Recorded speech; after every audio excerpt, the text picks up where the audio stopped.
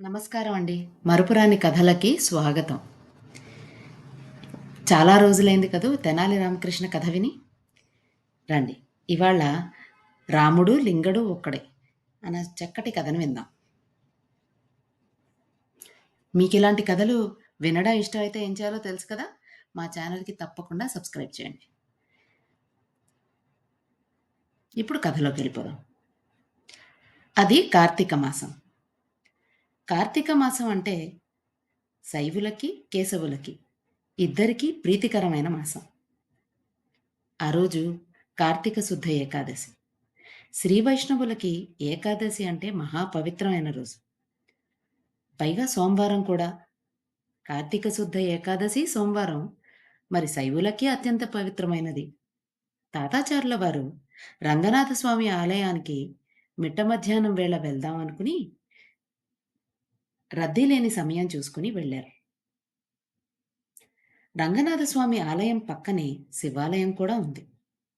అందులోంచి ఆ రోజు ప్రాతకాలం నుంచే మిట్ట మధ్యాహ్నం దాకా రుద్రాభిషేకాలు, నమక చమకాలు వినిపిస్తున్నాయి. శ్రీ మహావిష్ణువులైన తాతాచార్యుల వారు ఆ మంత్రాలు వినడం ఆయనకట్టే ఇష్టం లేదు. అందుకని ఏం చేశారు? శివాలయంలో భక్తులు పలచబడేదాకా ఆగి మిట్ట మధ్యాహ్నం వేళకి ఆయన పల్లకిలో వైష్ణవ ఆలయానికి వచ్చారు. భక్తులు ఎవరో రంగనాథ ఆలయం బయట చక్కటి శంఖ చక్రాలు నేల మీద అచ్చుముద్రలు వేస్తున్నారు. ఆయన రాగానే అది చూసి ఆహా! భక్తి అంటే ఇది కదూ! భక్తులంటే శ్రీ వైష్ణవులే. అని అనుకుంటూ తమ పాదరక్షలు అక్కడే వదిలేసి, తమ సహాయకుల్ని కూడా అక్కడే ఉండమని సైగలు చేసి, తామొక్కరే మహాభక్తుల్లా చేతులు జోడించి, ఆ ముద్రలకి నమస్కారాలు పెట్టేసుకుంటూ, అడియాన్ దాసోహం రంగరంగా. అనుకుంటూ వాటి మధ్య నుంచి జాగ్రత్తగా తొక్కకుండా ఆలయంలోనికి వెళ్ళిపోయారు. ఆ రోజు రంగనాథ స్వామికి ప్రత్యేక పూజలు జరిపించుకొని, ఆచార్యుల వారు ఆలయంలోంచి అడుగు బయట పెట్టబోయి టక్కున ఆగిపోయారు. ఏముంది? బయట కనుచూపే మేర దాకా చూస్తే శంఖచక్రాలు తెల్లటి ముద్రలు వేసి ఉన్నాయి. అంగుళం గూడా ఖాళీ లేదు. అన్నీ ఒకదాన్ని ఆనుకుని మరొకటి వేసి ఉన్నాయి. ఆచార్యుల వారు కాలు బయట పెడితే అది మాత్రం ఖచ్చితంగా ముద్రల మీద పడవలసిందే. ఆయన పరిస్థితిని గమనించిన అర్చకుడు, స్వామి, తమరు అన్యథా భావించకపోతే నాదో సలహా. మీరు ఆలయం దక్షిణ ద్వారంలోంచి బయటికి వెళ్ళవచ్చు. కానీ అటువైపు శివాలయం ఉంది మరి. తమరు శివాలయం ప్రాంగణంలోంచి నడుచుకుంటూ వెళ్ళవలసి ఉంటుంది. అందున ఈవేళ కార్తీక సోమవారం కదా! మరి భక్తులు కాస్త రద్దీగా ఉండవచ్చు. మీరే ఆలోచించుకోండి అని చెప్పారు.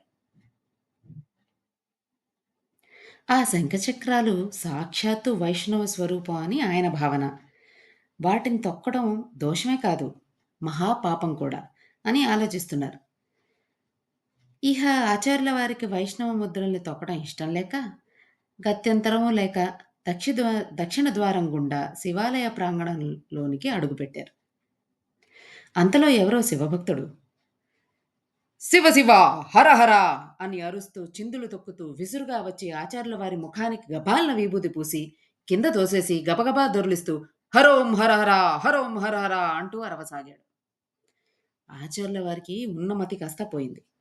ఆయన ఆ విస్మయంలో ఉండంగానే, ఆయన అంగప్రదక్షిణ చేస్తున్నారనుకుని మరికొంతమంది భక్తులు ఆయన్ని ఆలయం చుట్టూ దొర్లిస్తూ "హరోం హర హర! హరోం హర హర!" అంటూ నినాదాలు చేసేశారు.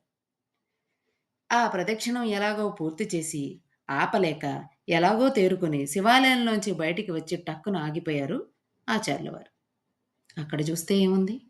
రాయలవారు, అప్పాజీవారు శివాలయంలోనికి ప్రవేశించబోతూ ఆచార్యుల వారిని చూసి విస్తుపోయారు వాళ్ళు.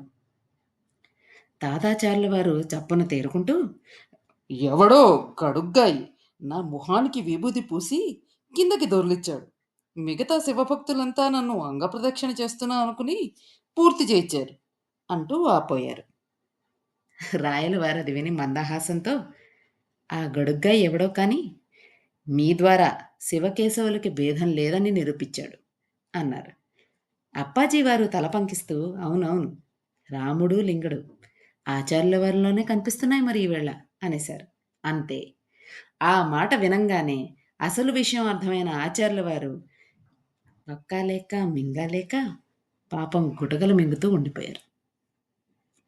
అదండి ఇవాల్టి కథ. మరో చక్కటి కథతో కలుద్దాం. నమస్కారం.